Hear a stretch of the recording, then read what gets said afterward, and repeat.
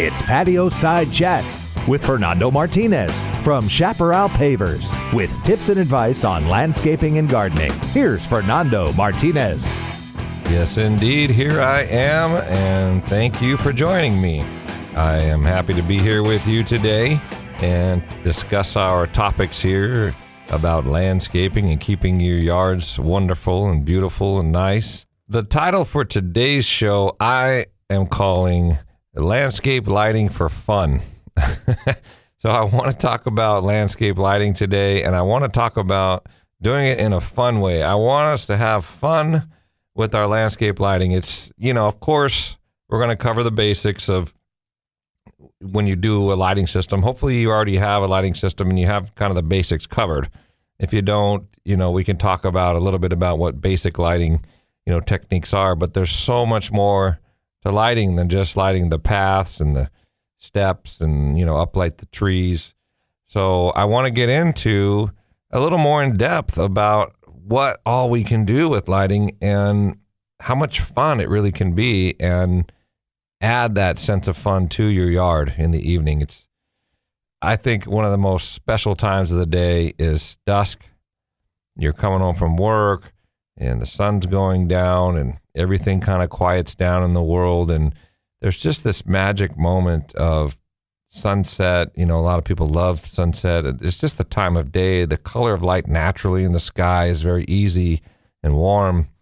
And when you go outside at that time, there's a 45-minute, hour window of time that I think it's just probably the most magical part of the day. And without landscape lighting, it's just not complete, in my opinion.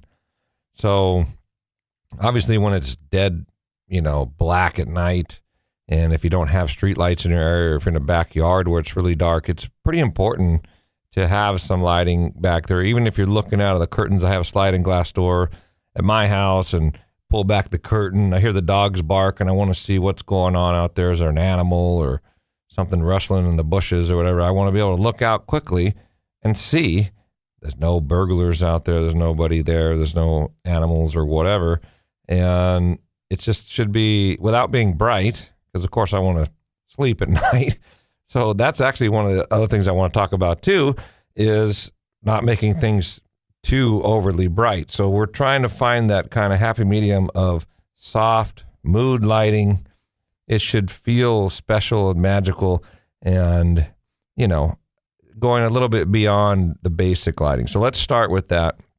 What do I mean by basic night lighting? The pathways, of course, very important, and really the entry to the home. So all the lights in the front of the house should be leading to the front door, and the front entry should be the brightest spot. So think about that and lead your guests up or yourself home easily and safely. Any steps, 100%, all steps in your whole yard should be lit in the evening. That alone, if that's all you did, would be a big help. Any trees that you have, you don't have to do all the trees. Depends how many trees you have, but the trees should be looked at as uplighting from inside underneath. It is so dramatic. During the day, the sun's coming down out of the sky. Everything's super bright. The whole outside of the tree is lit. Everything's kind of lit evenly. In the evening, when you place, everything's dark on the outside, and you place the light going up into the tree, and the inside of the tree is lit. You get this kind of reverse effect. It adds drama, and it really makes a tree take on a whole different look and shape. It can cast shadows, so there can be a lot of advantage to, and it could be as simple as putting one light. You could do a couple lights depending how big the tree is. But again, don't go too bright. Spread lights in your planters just to kind of highlight some plants in the planter areas. If you have a little walls, if you have a retaining wall, even a big wall, you can do under cap lights, to kind of lead the eye along the wall and make nice lines. So that's kind of basic lighting, 101. And if you don't have any lights, that's a great place to start. If you already have a lighting system and you only have those basics covered, you can take it to the next level. And even if you have no lights at all and you're putting in a brand new lighting system, why not have fun? Do it all the way. Do it right the first time, and make it something special and exciting, and really be proud of yourself putting in this lighting system. And, get involved. Or even if you're having it professionally installed, get involved with the design and say, hey, okay, where's the fun part? We got the sidewalks and the steps and the trees and the entry. Now let's have some fun with it. So what do I mean by fun? Silhouette lighting. You can do some really neat things. Backlighting, leaving the plant dark in the front and lighting the back of it and casting a shadow of the shape of that plant onto a wall.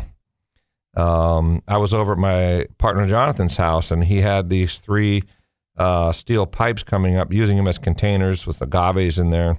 Looked really cool. He backlit the containers against the wall, and he also put a light in the front of them shining on. And I thought, well, that's going to ruin, the backdrop effect. And to my surprise, it did not. I still saw the backlighting. I saw the shadow cast on the wall. And because it was a nice soft light in the front, I could see the front of the containers as well, this rusty color. They were steel pipes, as that rust color with these green agaves coming out.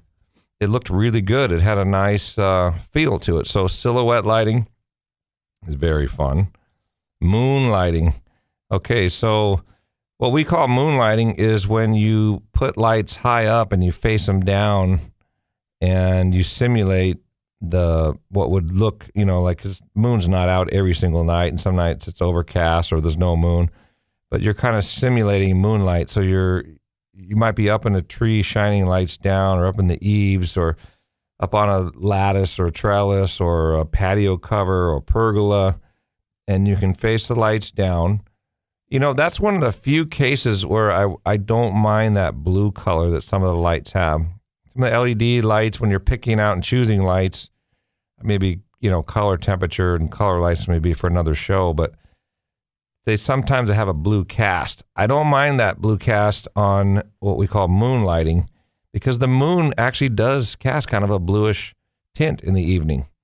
So it's interesting to me. I love watching the colors of the light as they change throughout the day. Sunrise, you're going to get certain colors.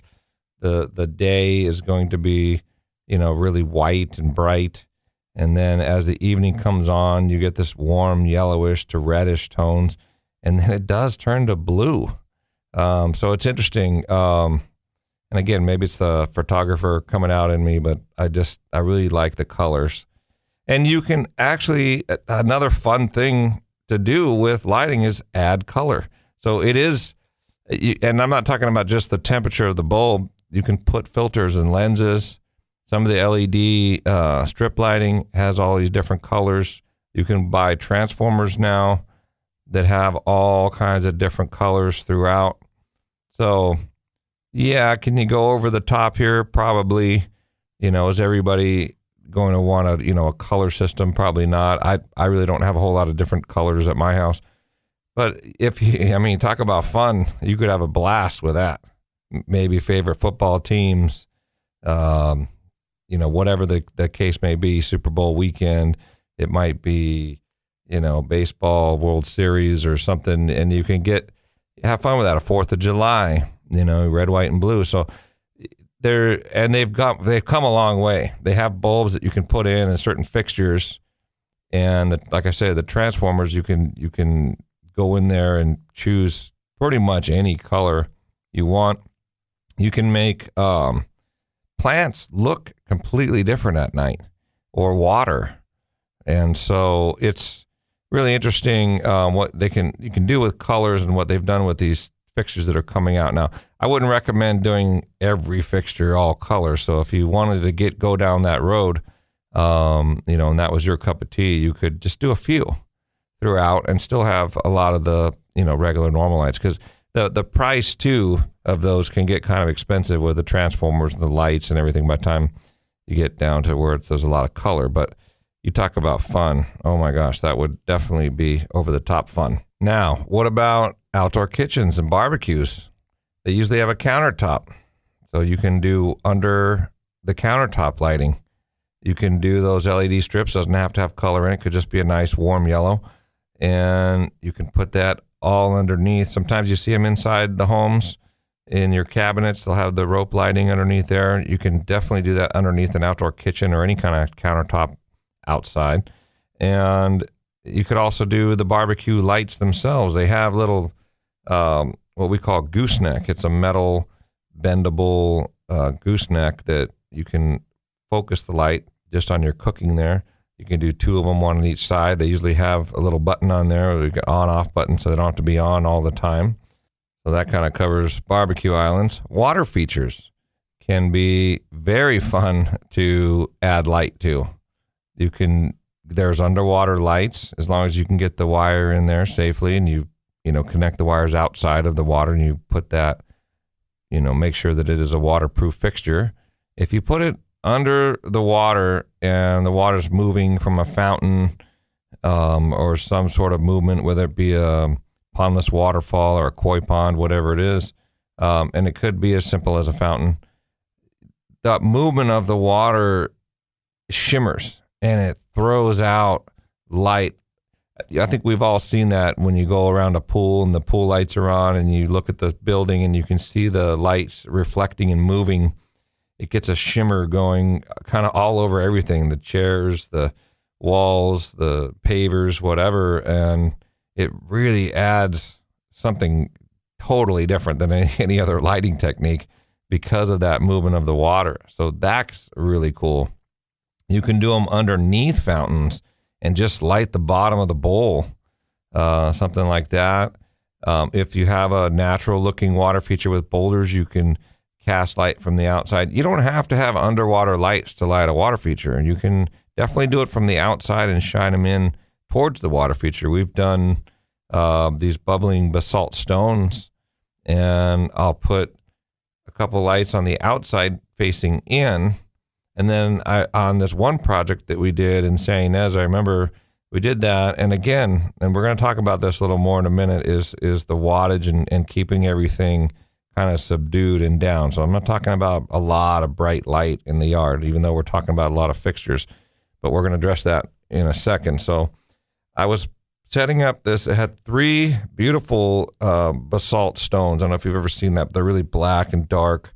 They're made by volcanic rock. They're super hard. It's like the lava came up and went back down in columns, and they have a ton of, tan and like veins of, minerals and things that give it this color of black and tan and white.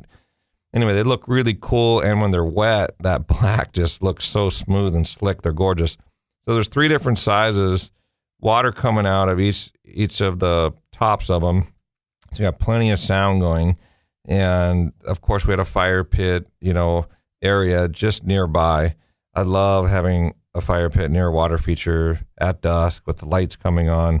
It's absolutely incredible time. That's why it's my favorite time of day. So anyway, we took 2 little white, colored, maybe a little bit yellowish white, shining in on the basalt stones themselves. And then in the center, I did an underwater light, because that had to be, it was in between all 3 of them and underneath the water, and it had an orange filter. So you had this orange light with this shimmering around the area and the water coming down, and every time the water splashed, it just made that orange light move and shimmer.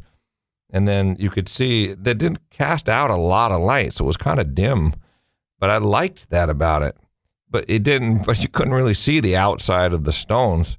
So I had to put 2 more lights facing the stones so you could see the stones and you could see that orange light in the middle. And it's just, I don't know, to me, maybe I'm weird, but that's my idea of fun. And I think if you're with me and you're putting in landscape lighting and you're having as much fun as I do, it can really be something special. And then when you go out there in the evening and you're just relaxing by your fire pit or whatever you're doing out there or playing games, and the lights start to come on, you get that effect, and it still stays just as fun as when you were designing it and putting it in, and you have that experience, or even working with professionals or whatever, and coming together with ideas, and seeing that every day.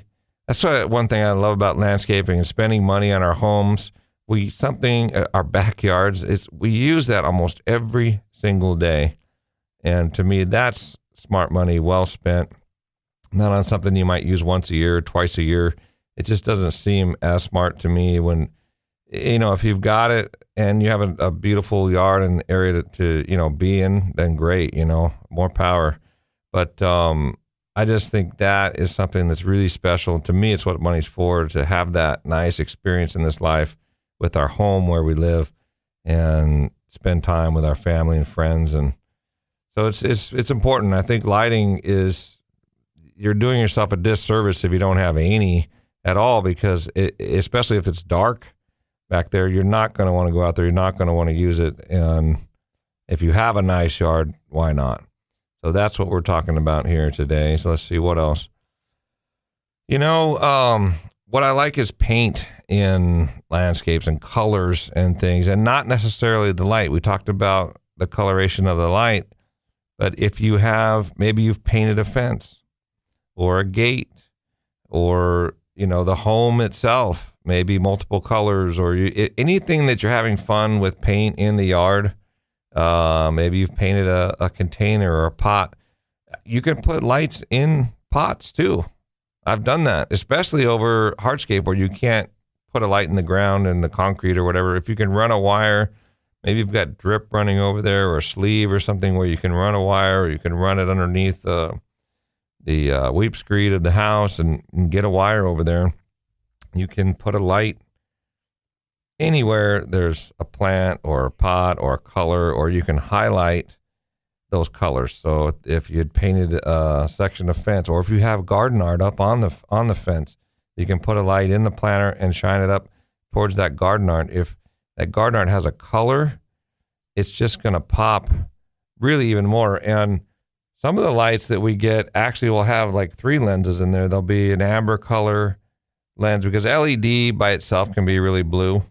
And so even without getting colored lights or going there with the whole, coloration of the transformer and all that stuff we were talking about before, a lot of lights will come with 3 simple color filters. It'll be that amber color, they'll have a green one and a blue one. And I've noticed the green ones look really good on really green plants in the evening. It makes them look even more green, like a palm tree. You can imagine how green a palm tree leaves are. And then you put this green filter on your light and you shine it on the palm trees. And let's say you got 3 palm trees in the backyard and just those 3 lights had the green filters on them. It's just cool. It's fun. Those palm trees look even more green at night. And you may not even notice that it's in there. That's kind of subtle thing with these filters I'm talking about. So check and see if the lights that you have those filters, or if they came with them, or if you're buying new ones, see if that's an option, because it adds a lot. It really can. I usually use the amber ones on everything because I like that warm yellow. The light doesn't come out amber color. It's because the LEDs are kind of blue when you put that amber lens, or if you look at most of the LED lights, they already come with that kind of a amber color filter on top, so that they look natural, like what you would expect an incandescent light to look like. That's my favorite color of light, and if I was only going to go with one color for the whole system, that would be it. That nice, warm, incandescent light look out of an LED light, of course. I mean, I assume everyone knows we're pretty much talking about LED lights. It's very little amount of electricity that they're using.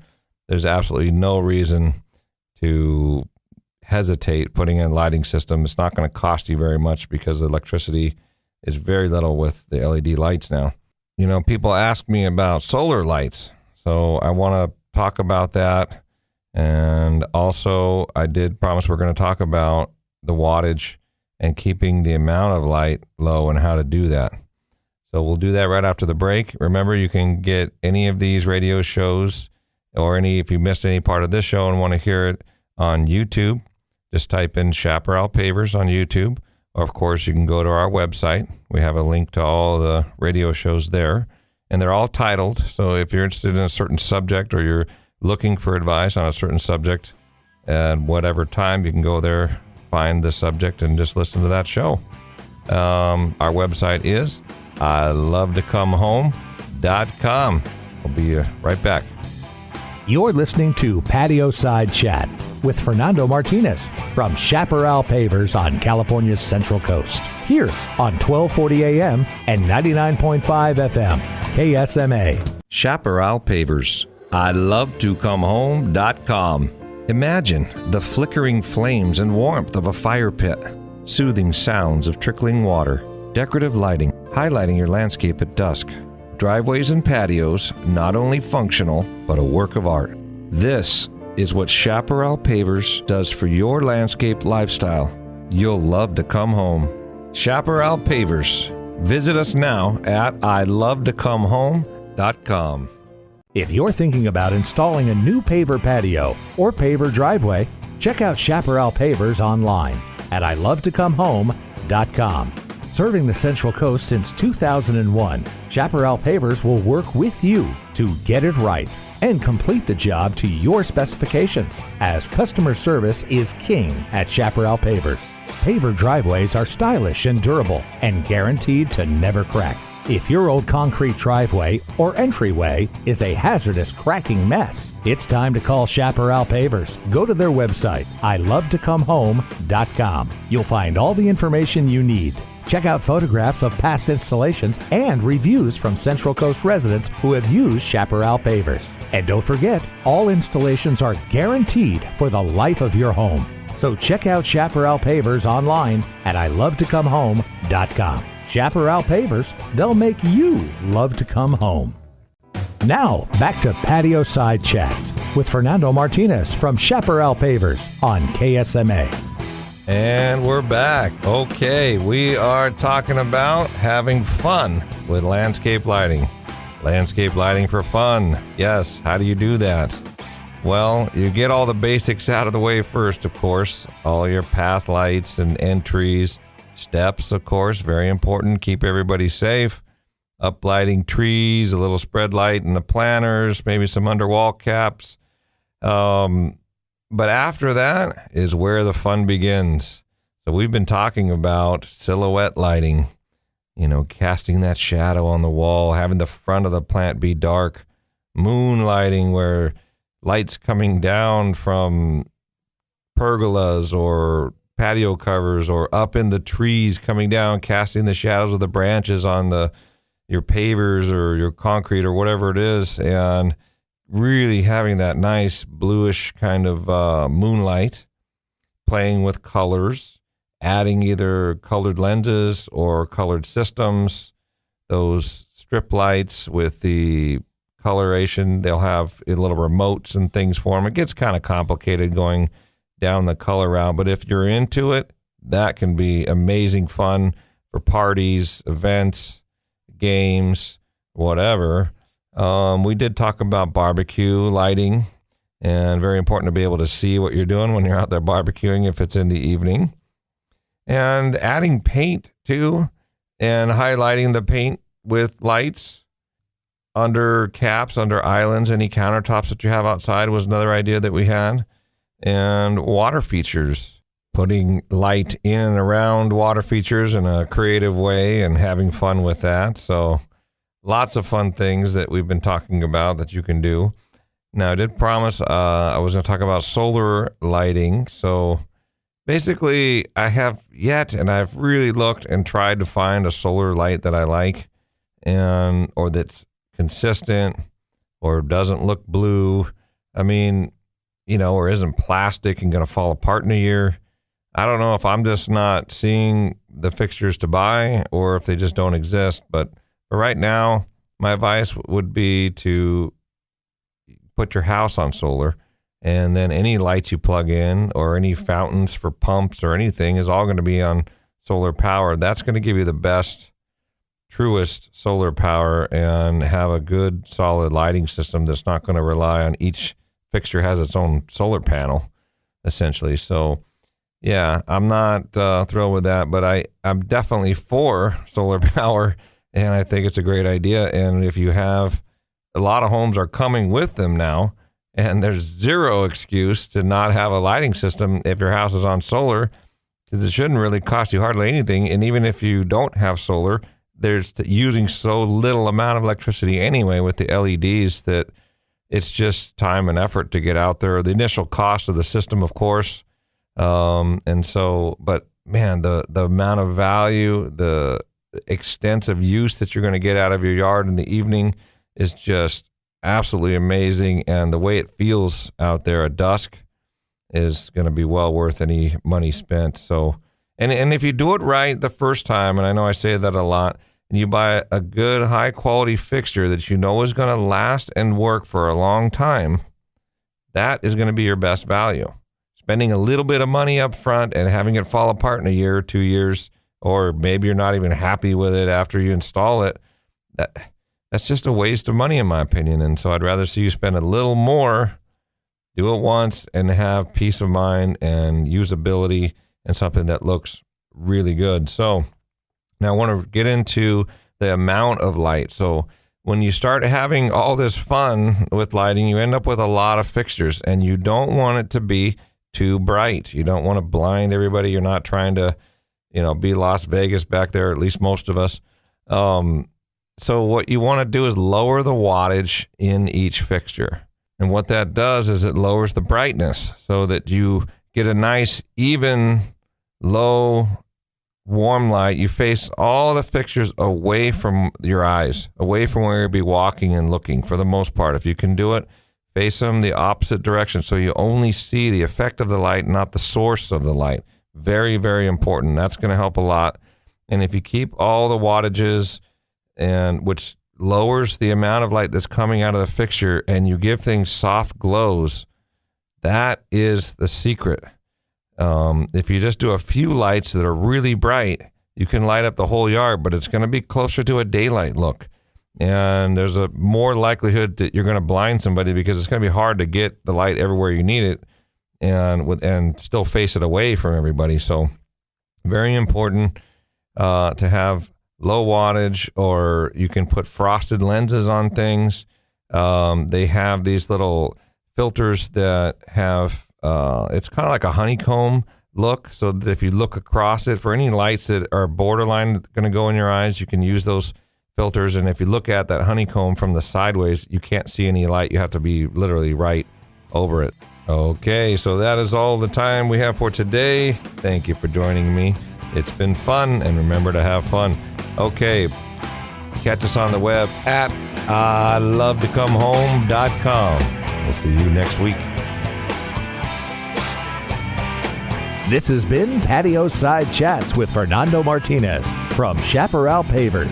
Go to ilovetoComeHome.com to find out more, or call 805-588-6917.